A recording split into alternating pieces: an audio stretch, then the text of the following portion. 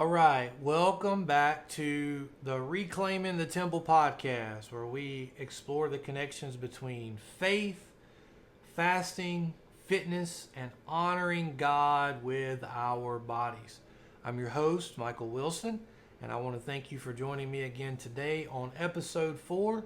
And this one is for anyone who has ever started a fast and then thought, what in the world have I gotten myself into? All right, let's be real for a second. Fasting is not easy. It goes against the culture we live in, a culture that's defined by convenience and indulgence and instant gratification. So immediately when you decide to fast, especially if you're doing any kind of full fasting or even a modified version of like a Daniel fast, intermittent, your body, your mind, and your spirit are all going to go through battles. It's inevitable. I've talked about some of this before. I've even talked about it on other podcasts that I've been on. You may feel headaches. You're going to feel fatigue. You're going to have those hunger pangs, brain fog. You're going to be irritable. Your flesh wants to eat. It's a constant consumer. Your spirit wants to stay strong, and you're kind of caught in the middle. But here's the thing. This is exactly where transformation begins. See, we've got it in our head that fasting is just about skipping food, when in reality, it's about pressing into God in the discomfort and learning to rely on His strength.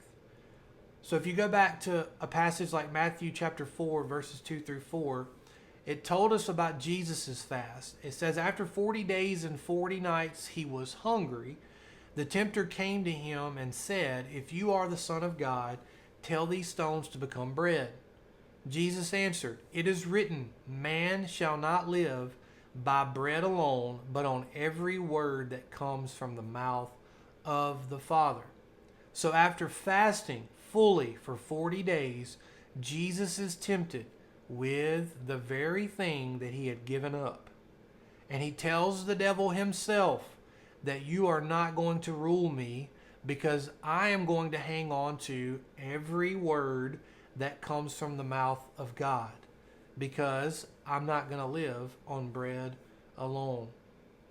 He didn't give in, and he spoke the word over the circumstance.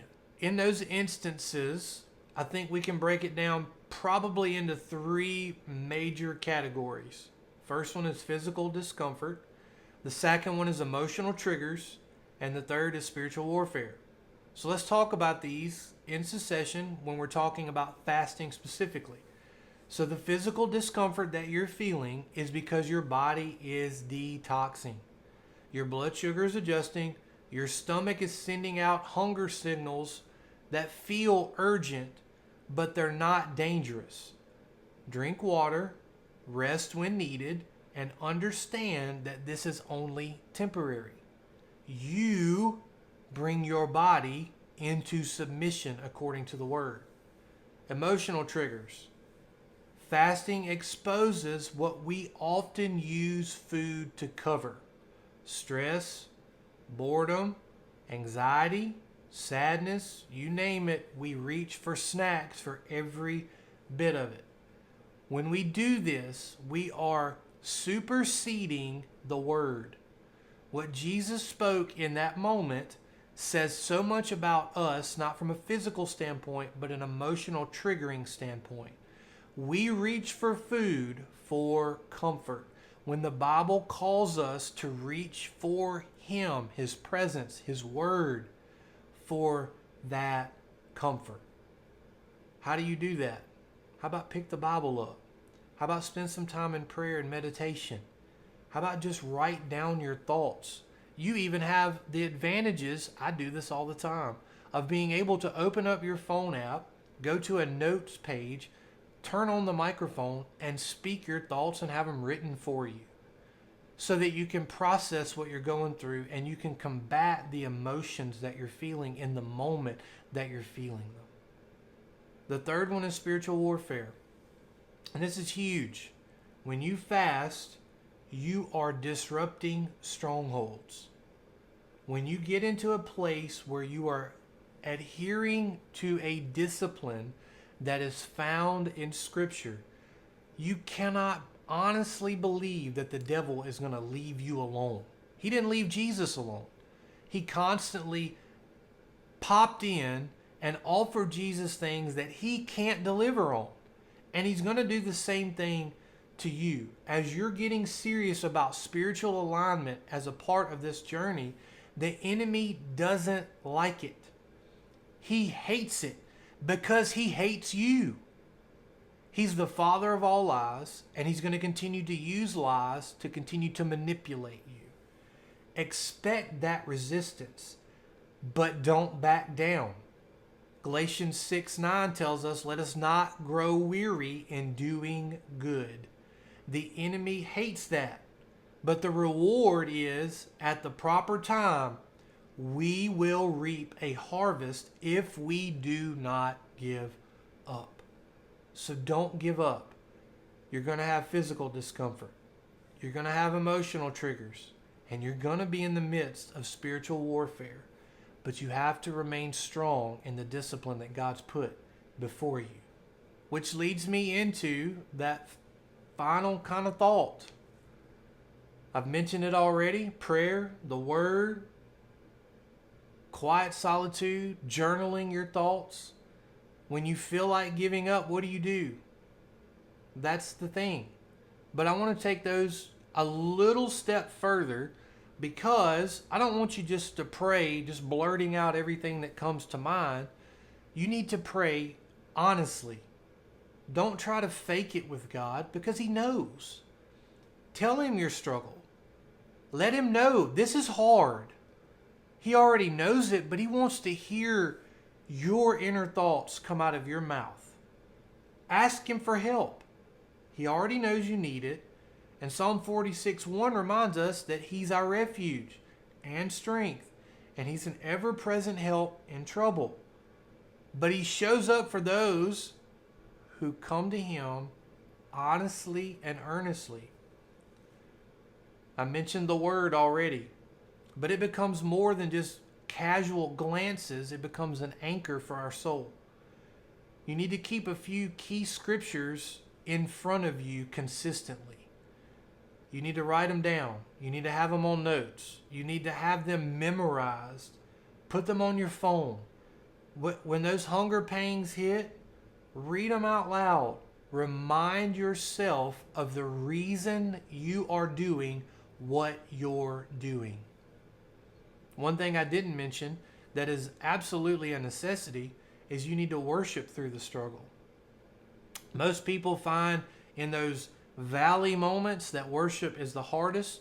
But if you really think about it, in our culture today, most of your most popular worship songs, if you go back and you ask the artists where they wrote those, they wasn't on top of a mountain.